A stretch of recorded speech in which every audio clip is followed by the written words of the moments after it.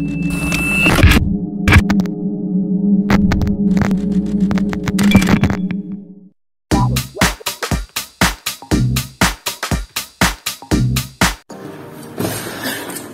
xin chào tất cả các bạn đã quay trở lại với kênh của bạn Hồng Lazada. Hôm nay thì mình sẽ tiếp tục review thêm một cái sản phẩm ở trên Shopee, đó chính là cái sơn ATM A10 Black. Ok.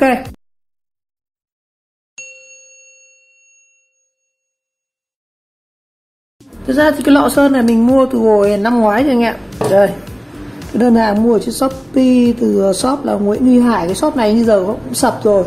Hồi đấy mua là có 22.500 lọ này thôi. Đây, cái sơn ATM này rồi lát này. Đây, shop này bây giờ cũng không bán hàng nữa đây. Online 47 tuần trước. Sơn ATM đây, chính là cái lọ này. Đó là cái mã màu đen ấy. Đó, đợt trước thì mình mua có khá nhiều các loại sơn ATM rồi, cũng làm một số mã rồi. Hôm nay thì mình sẽ làm một cái mã A210 Black này. Ok, giá thì có 22.500 nhá. Đây, của mình mua là có 22.500 một lọ này thôi. Nếu tính cả lọ A210 này thì mình đã có 3 lọ sơn ATM rồi. Và 2 lọ trước thì đã review rồi như A265 này, Coca Brown mình làm rồi này. Một cái mới làm gần nhất là A10 sơn bóng. Sơn này sơn không có màu, sơn chỉ là sơn giúp sơn bóng thôi, A10 rồi. Và hôm nay thì mình sẽ có một lọ nữa, đó là A210 Black. Đó, ok. Rồi xét tổng quan thì 3 lọ này thì có vẻ giống nhau. Nó cùng đều một loại là sơn ATM Spray, đều từ công ty Urai Việt Nam. Nhưng mà 3 lọ này thì mình mua ở 3 shop khác nhau. Shop này mua ở bên một bên khác này, shop này mua ở bên khác này, và cái shop này là mình mua cũng của bên khác. Nhưng mà cùng một kiểu anh em, mình thấy nó không khác nhau nhiều đâu. Có chăng cái này thì nó cùng nguyên siêu này, chưa bóc này. Đó. Trên này thì đều có logo của Urai này, UR này, con này cũng có này. Đáy thì hầu như là cái đáy sản phẩm này không có. Đây, con này thì có lô sản xuất đây, năm 19, thằng này năm 20 này, thằng này lô năm bao nhiêu đây, thằng này năm 20. Nhưng mà sao cùng một hãng mà cái màu in nó khác nhau nha anh em. Đây. Đây, con này thì cái đét của nó in nhạt hơn nhá, còn cái này nó in mảnh hơn này. Đây, mua thử hạn sử dụng 60 tháng này, hạn sử dụng 60 tháng này, rồi chắc là cùng ấy rồi. Cái lọ này thì nó không có, riêng cái lọ này thì mình thấy nó có cái lỗ thủng ở đây này. Cái con A10 thì nó lại có lỗ thủng, nhưng con này thì không có này. Bây giờ mình sẽ bóc thử cái Urai này nhá. A10, màu này màu black là màu đen. Đây, mã màu nó hiển thị luôn ở trên cái màu sắc này này. Đây, nắp này, cái này, đó. Đen này, rồi bóc thử ra nhá. Phá siêu luôn, xin thử cho anh em xem luôn. Rồi, cái A Black này, lọ mới này. Con này thì cũng có lỗ thủng nhá. Sao không cái mã này thì nó lại không có lỗ? Chứ cái mã này mình thì không có lỗ, thường nó phải có lỗ thông hơi ở đây. Rồi. Ô, con này bị văng sơn ra rồi này. Nguyên siêu nhá, không biết có bọc lại siêu không. Con này nhưng mà nó nặng á. Cái này dùng nặng này. Cái này mình sơn 1-2 lần nó sẽ nhẹ đi này. Cái lọ này sơn nhiều nó còn nhẹ nữa này. Đó, nó cũng nhanh hết mà. Đó, đây. Giống nhau. Cách sử dụng thì mình cũng đã chia sẻ rất nhiều video trước rồi. Cái thời gian khô của nó thì nhanh thì mất 50 phút, còn lâu mất 1 tiếng. Đó, còn trước khi sơn thì phải đánh nhám như các kiểu và lắc đều mình sơn. Còn khi không dùng nữa thì úp ngược như này. Đó. Còn các thành phần nó thì chẳng khác gì nhau anh ạ, chả khác gì cả. Đó. Nó chỉ khác mỗi mã màu thôi, nên chẳng có cái gì mà giới thiệu cả. Rồi, bây giờ mình sẽ đi sơn thử sang cái màu. À không, con này thì nó có vân vân dưới này anh em. Nhìn nó có vân vân này. Những con này thì không có này. Con này khác hẳn đấy. Đây này, đây của nó bóng, con này nó có vân vân này. Con này nhìn có vẻ xịn hơn. Cái chữ này nhìn mình thấy nó xịn hơn cái này. Cái này như hàng giả. Đây nó in rất đậm. Cái chữ nó phải mảnh như này. Chả biết như này. Bây giờ sẽ thử xem nào. Ok, rồi mình sẽ thử cái màu A210 Black này xem nó như nào. Đây, cái màu về trước mình sơn màu cái con này, cái màu này là cái màu đây. Mọi người nhìn cẩn thận nhầm nhá, mình trước mình cũng nhầm cơ. Cái màu này nó chính là cái màu A65. Nó là màu hơi đỏ đỏ. Đây, A265 này. Còn cái màu A210 này thì nó sẽ ra đen nhá. Hai màu này nhìn phải tông giống nhau đấy. Giờ mình sẽ xịt thử lên cùng một chất liệu sắt để cho mọi người nhìn này. Ví dụ như mình sẽ xịt lên cái ống này nhá. Xịt lên cái ống này. Cái này mình không đánh này, xịt thẳng luôn. Và lên cái nhựa cái gỗ này để phân biệt ba cái màu này.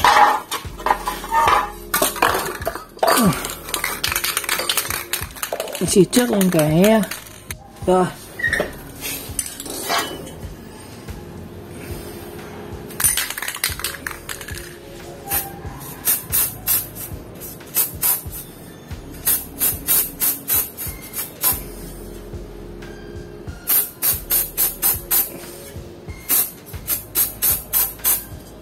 Nó ra màu đen luôn, đen kịt luôn, đen như than đấy.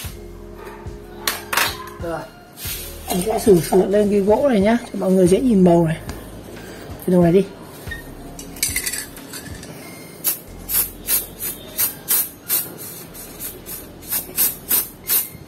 Đây, nó ra màu đen kịt luôn, đen như cống ấy. Xong đi lên cái nhựa này nhá.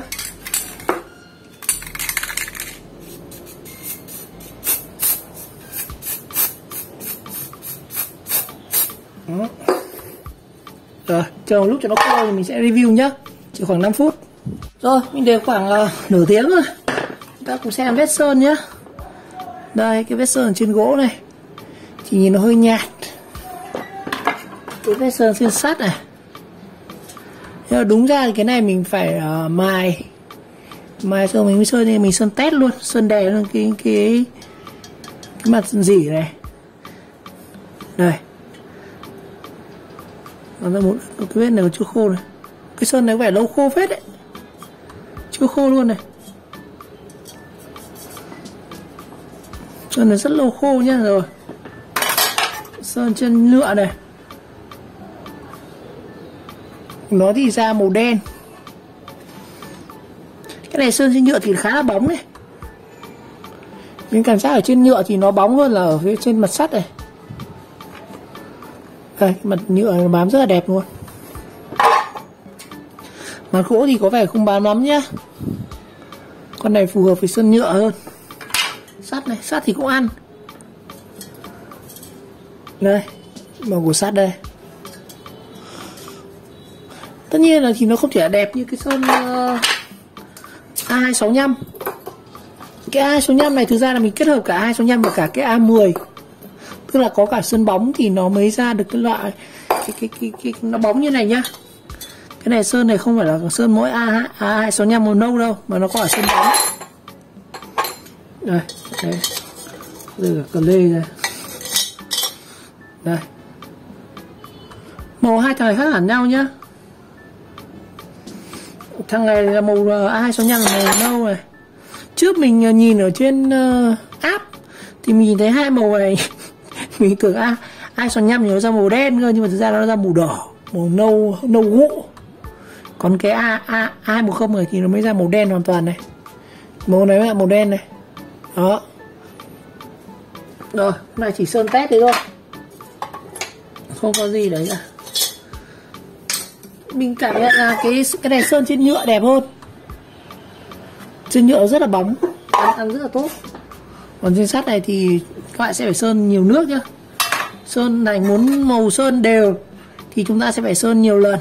Đó. Còn cũng không phải là xịt vụ gì nó đẹp đâu. Anh em phải sơn nhiều lần thì những chỗ mà nó chưa có sơn này thì nó sẽ ăn sơn và thì nó sẽ đều hơn.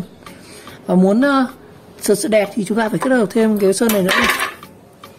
Muốn đẹp bền cái mối sơn thì chúng ta phải thêm một cái lớp bóng này. Nếu mà đúng như nguyên tắc sơn của nó, chúng ta sẽ phải đánh bóng hết cái mặt này này, chà đi. Sau đó sơn một cái sơn lót. Nó có một cái sơn lót mình không nhớ mã là gì, sơn màu xám xám ấy, sơn lót. Sau đó chúng ta mới sơn lên cái màu sơn chính này này, cái sơn màu chính như A10 này. Rồi sau đó thì chúng ta sẽ phủ một sơn ở ngoài, sơn A310 này. Như vậy chúng ta sơn hết 3 lọ. Ở đây mình sơn quẹt luôn, nhìn nó cũng hơi xấu, chưa bóng lắm. Cái nhựa thì nó có một cái lớp màu ở ngoài rồi nó lên rất là đẹp luôn. Rồi, ok. Nói chung là sơn này ok đấy, mình thấy. Nhưng mà có cái đặc điểm cái lọ này, mình thấy cái sơn này bình thường mình sơn nổi tiếng thì tất cả các cái sơn nó đều khô, như cái thằng này nó còn bong bóng này, anh em mình kỹ đây, nó có bong bóng trên này, này. Không biết cái sơn này phải sơn giả không, tại vì mình mua của shop giỏi nhất, rẻ nhất luôn. Bình thường cái lọ này mình mua ở shop ngoài là 25.500, 26.000. Cái lọ kia sơn của shop này họ chỉ bán có 22.000 thôi, 22.500. Và cái shop này cũng sập rồi. Và cái chữ của nó cũng khác nhá. Anh em nào dùng có kinh nghiệm nhiều về sơn thì em có thể chia sẻ là cái loại nào mà cái đét của nó in đậm như này, hay là in mờ như này, hay là dưới này nó có cái vân hình bông hoa như này tốt hơn, hay là cái phân tròn bóng như này tốt hơn nhá. Mình cũng chưa có kinh nghiệm sử dụng nhiều cái này. Ok, nói chung sơn được nhưng mà mình thấy nó lâu khô quá.